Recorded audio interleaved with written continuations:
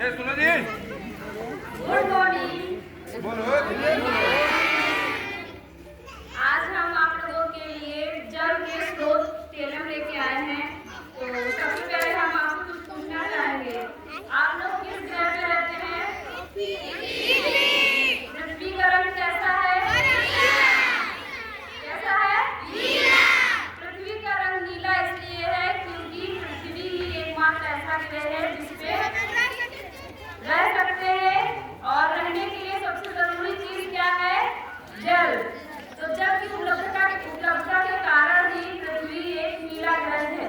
तो आज हम लोग आपको वैसे तो पृथ्वी पर जो 97% जल है वो हमारा सागरों और महासागरों में पाया जाता है, लेकिन जो हमारे बहुत कम काम आता है और उसमें से 3% जल जो है वही हमारे दैनिक कार्यों में काम आता है।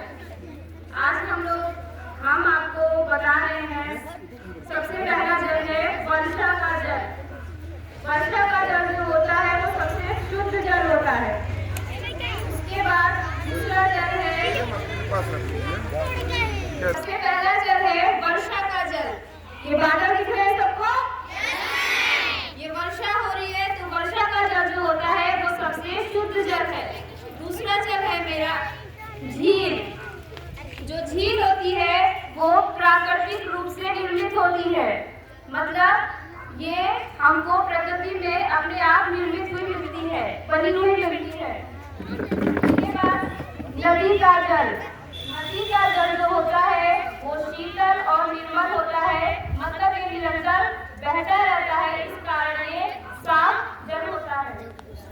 तीसरा जल है तालाब का जल। तालाब का जल।